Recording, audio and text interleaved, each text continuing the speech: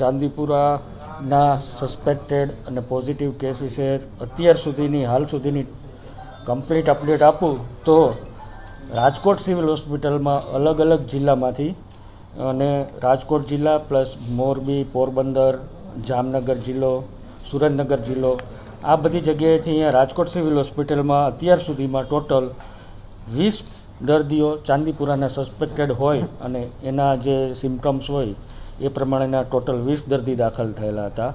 તેમાંથી 5 દર્દી પોઝિટિવ આવેલા છે અને 8 દર્દી નેગેટિવ આવેલા છે અને 7 દર્દીઓના રિપોર્ટ અત્યાર સુધીમાં હજુ પેન્ડિંગ છે, આવશે.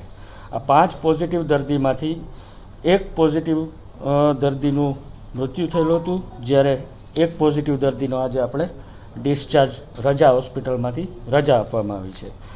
8 નેગેટિવ દર્દી હતા, એમાંથી 6 દર્દીઓના મૃત્યુ થયા હતા અને એમાંથી 1 દર્દી અત્યારે સારવાર હેઠળ છે અને 1 દર્દીને આપણે સાજા કરી અને એને ડિસ્ચાર્જ કરવામાં આવેલા હતા.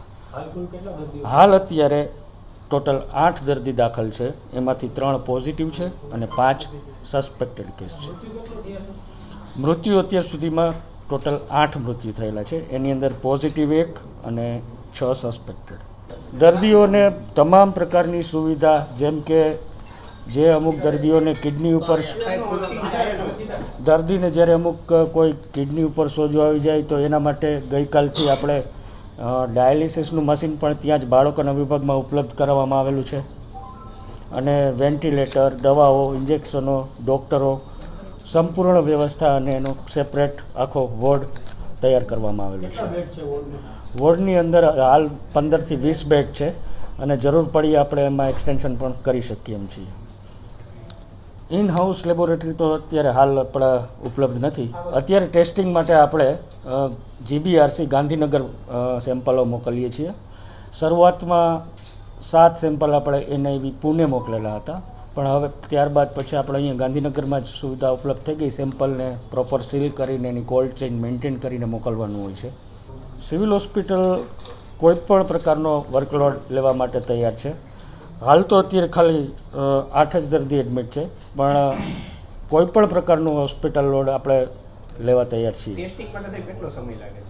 ટેસ્ટિંગ માટે 1 વીક જેટલો સમય લાગે છે. ટ્રીટમેન્ટ દરમિયાન જે વેન્ટિલેટર ઉપર હોય છે પેશન્ટ, દર્દી વેન્ટિલેટર ઉપર, અને ત્યાં ક્યારેક એમનું આંચકી આવે, ક્યારેક એનો યુરિન આઉટપુટ, ક્યારેક એમને અંદર લોહી, બ્લીડિંગની તકલીફ, આ બધું હોય છે. પરંતુ બધી વસ્તુનું સરખી રીતના યોગ્ય સઘન સારવાર આપણી બાળકોની હોસ્પિટલમાં ઉપલબ્ધ છે.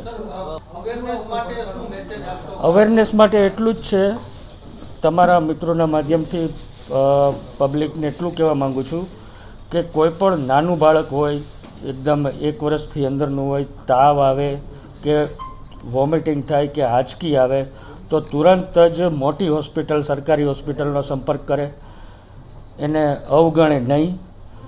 ઉંમર મોટી હોય તો પણ જો તાવ આવે, તાવનું ટેમ્પરેચર થોડું વધારે હોય તો તુરંત જ હોસ્પિટલનો સંપર્ક કરે. એક વાત. બીજી વાત, આ બીમારી જે છે એ માણસ ટુ માણસ ફેલાતી નથી, એટલે એટલો બધો હાવ કે બીક ન રાખે. કોઈ પણ માણસ આ કોઈ પણ એરિયામાં પોઝિટિવ આવ્યું હોય કે એ રીતના સિમ્ટમ્સ દેખાયા હોય તો એનો મતલબ એવો નથી કે એની આજુબાજુના એરિયામાં એ દર્દીથી બીજા માણસોમાં ફેલાશે. એટલે એ પ્રકારની બીક રાખવાની જરૂર નથી. સ્વચ્છ રહેવાનું, સાવચેત રહેવાનું અને સ્વસ્થ રહેવાનું. મોર્ટાલિટી વસ્તુ એવી છે, આ જે કોઈ બીમારીમાં તાવ કે જે છે, મગજ ઉપર સોજો આવી જાય છે, આંચકી આવી જાય છે, ઉંમર નાની હોય છે, પ્લસ ઇન્ટરનલ અમુક કેસોમાં ઇન્ટરનલ બ્લીડિંગના પ્રોબ્લેમ થયા છે, એને લીધે છે. પરંતુ જો અર્લી હોસ્પિટલાઇઝેશન, જે લેટ આવે છે, અમુક જગ્યાએથી વેન્ટિલેટર ઉપર એક જગ્યાએથી બીજી જગ્યાએ શિફ્ટ કરવામાં આવે છે, એને લીધે મોર્ટાલિટી વધવાના ચાન્સીસ વધી જાય છે. જો અર્લી તમે હોસ્પિટલાઇઝેશન થઈ જાઓ તો આ વાયરસથી બાળકને ચોક્કસપણે બચાવી શકાય છે. વાયરલ એન્સેફેલાઇટિસ સિન્ડ્રોમ, એક્યુટ વાયરલ એન્સેફેલાઇટિસ, હા અત્યારે સ્ટેબલ છે. એનો રિપોર્ટ હજુ નથી આવ્યો ને પેન્ડિંગ છે, પણ અત્યારે પેશન્ટ ક્લિનિકલી એકદમ સ્ટેબલ છે. પોઝિશન મતલબ સિમ્ટમ્સ એ છે, એનો મતલબ એવો નથી કે ચાંદીપુરા જ છે, એનો રિપોર્ટ આવશે. પણ અત્યારે એના જે શરૂઆતમાં તાવ આવું, વાંચકી આવી, આ રીતના સિમ્ટમ્સ હતા, એટલે અગમચેતી રૂપે એને અત્યારે આપણે હોસ્પિટલાઇઝેશન કરેલા છે. હાલમાં એની કન્ડિશન એકદમ સ્ટેબલ છે. ગઈકાલે એક ટીમ આવી હતી અને અહીંયાના પેશન્ટના રાઉન્ડ લીધા હતા, પ્લસ જે જગ્યાના છે ખાસ એ ટીમનો રોલ ત્યાં જગ્યા ઉપર વિઝિટ કરી ત્યાંનું બધું જોવાનું અને એનું પ્રકારનું ઇન્વેસ્ટિગેશન કરવાનું હોય છે. એટલે જે તે જગ્યાએથી કેસ આવેલા છે તે જગ્યાએ પુણેથી ટીમ આવીને વિઝિટ કરી ગયેલ છે.